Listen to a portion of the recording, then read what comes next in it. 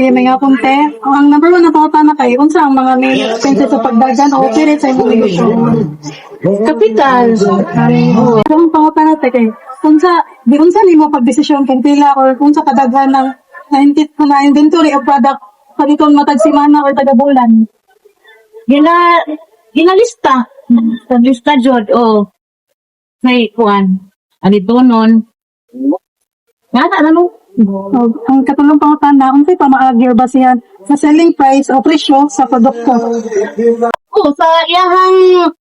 Sa iyang kapit, pila ng kapital, mag-bis ko anak niya. Mo na, budgeto na ako. Budgeto na siya kung pila mahalin, ginansya.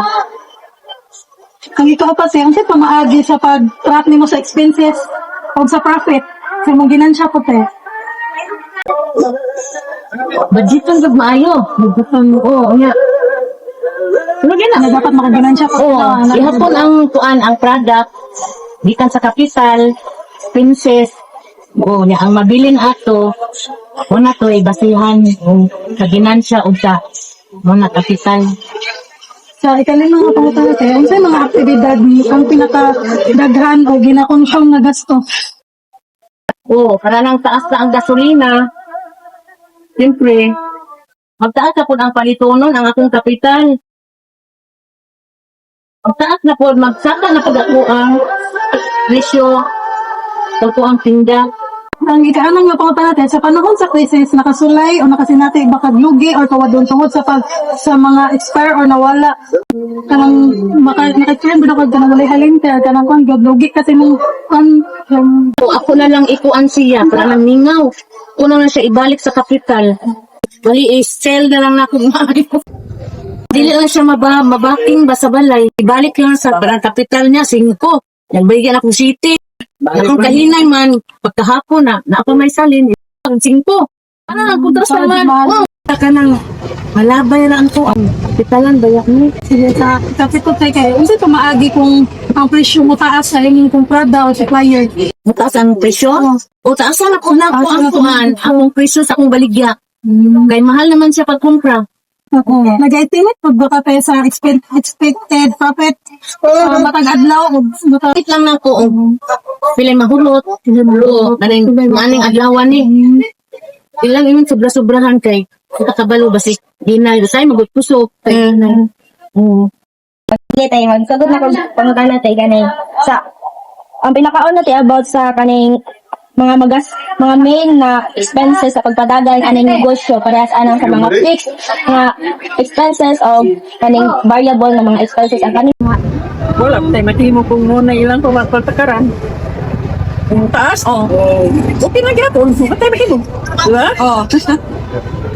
So, para po dali sa ikaduhan te about pricing, ang saan inyong pag-select sa presyo sa inyong produkto, nagagamit ba mo og markup kung pila po dapat po? Depende ko. Pilay patong sa isuan, sa mangga, o patong raming 5%. Magdepende sa destination. Number sa ikatulong nga pangutana about profit and tracking. Ang saan ninyo pag-track sa inyong expenses o income, naaba mo'y notebook, app, or manual record. Mapa daily, weekly, or monthly man. Kalan mo, yun yung gina-record. Gina-record namin halin. Kung saan may nakanindot kung taga-adlaw ka mag-record, kasi anak, depende rin sa mong trick Mag-record pa ka. Yung sa kakakuan ni nani, kung sa kaka-audit ka na, audit mo niya ta. Audit nyo na ni kadatlaw ang hanin mo. Sa kanon sa crisis state, sa kasulay na baka og kaning kalisod gawadon tungod sa mga nadaot ang imong mga produkto sa mga baligya o sa mga nimo pagkanang deal ingan stay kana aron magdalik lang ang kita may kita na pag unaagi. Kung mabalik yun ang imong kuan, pero baba na kung may ba example kuan naman nga, imo na lang po ito ipagawas ng baba ang presyo. Para lang uli gamay yung kapital. Mahalag walay ganansya na Dala ba? pero lang gid uli. Nag-estimate pud ba katay sa kanang expected profit mapadili man or monthly kaning gusto nimo goal ma-reach mo ani taga-adlaw or weekly man kay para makuha ko nga unsa tulo. Bali aron ka nimo kami adlaw na paunsa na ko. Kaning adlaw nga, katong aking adlaw, for example, katong aking adlaw, katong aking lain. Ang samo to, pagsuot lang, atas ang nas. Moro sa tayo lang sa the cost behavior of entrepreneur one, which is the snacks vendor. So the fixed cost is the rent, which is 5,000 a month, and the variable cost is the ingredients like flour, sugar, mantika para sa hot cake, and juice for ice candy, and kasapa for puto balanghoy. And lastly, which is the packaging of the product. So the mixed cost is electricity, like part fixed, part depends on usage.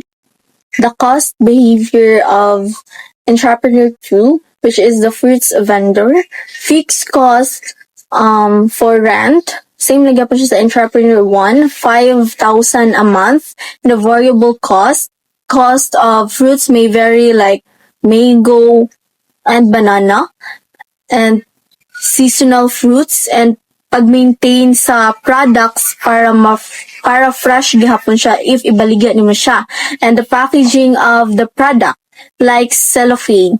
So the mixed cost, which is the transportation of goods from producers to retailers, may vary depends on the volume kung sa kadaghanon sa product. Cost, volume, profit. Entrepreneur 1, snacks vendor. Profit increases when more products are sold, especially anang tingtabo or tinggawa sa students, snacks pod sa mga trabahante. It is because the more snacks the vendor sells, the more profit he earns.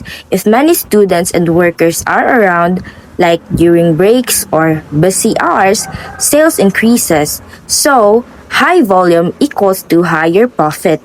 Fruits vendor. Profit depends on volume and price. Na ay occasion or seasonal, celebrations, or kanang tagatabo, inig kasapado. The fruit vendor's profit changes depending on how many fruits are sold and the price. During special occasions or weekends, tingtabo, more people buy fruits, so profit increases, but if prices are too high or demand is low, profit may decrease. Profitability. Entrepreneur 1, snacks vendor or fruit vendor. The record keeping, budgeting, break even so estimate their probable income.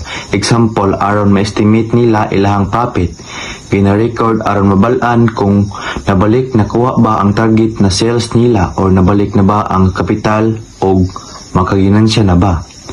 Especially sa fruit vendor naa sila'y ginatarget taga-adlaw parehas anang makabaligya dapat sila og pila volume ana na product para ma-reach to weekly set goals or monthly. Cost estimation. Entrepreneur 1, snack vendor. Hotcake cost estimate. Selling price 10 profit and 5 pesos per piece. Ice candy cost selling 5 pesos each. Profits 1 each.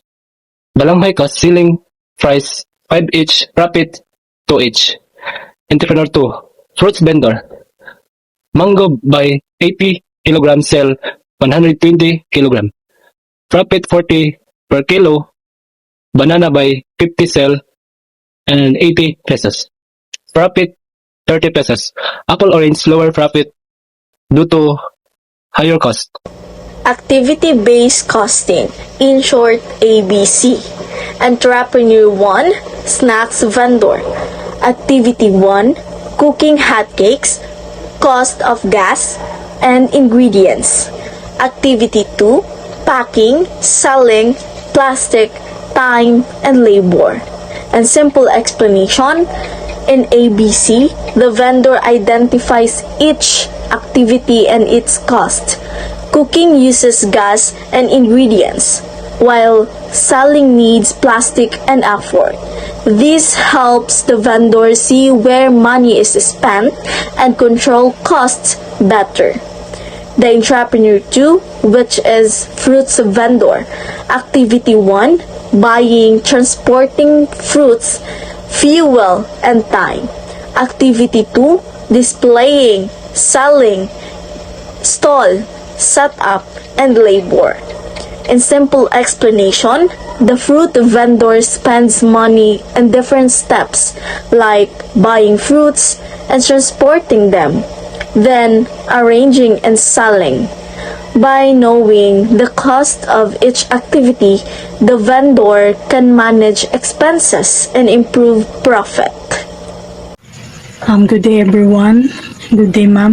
This is the analyzing for pricing strategy. For entrepreneur 1, snack vendor based sa among na interview sa iya, they give their pricing strategy if kanang hinay na daw ang ilang kuan, ang ilang baligya kanang di na kasi sila mahalinan. They nag-adjust siya prices like naghatag siya ganang utay tag GC mo na lang nilag tag 7 may nga na, pero if ever daghan mo baliton din maghatag pud sila discount.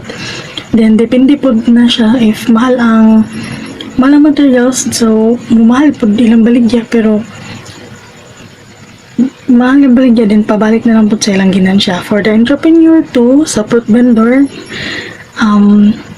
di ba kabalo man tayo ka ng prutas, dali raman dyan na siya yung na ma-doubt na yung uban prutas na dali ra siya ma-doubt, so nag-offer sila mga discount if daghan ang paliton, then nag-adjust po sa price based sa ilang freshness, sa ilang kuan, sa ilang prutas, like if kanang fresh pa then they give the good price. Then if dili na jud siya fresh, so ginagbabaan jud nila or kanang naghatag na lang jud sila mga any discount na para mahalin lang pud tong kuan, di lang jud sila madautan or malabayan. Then that's all.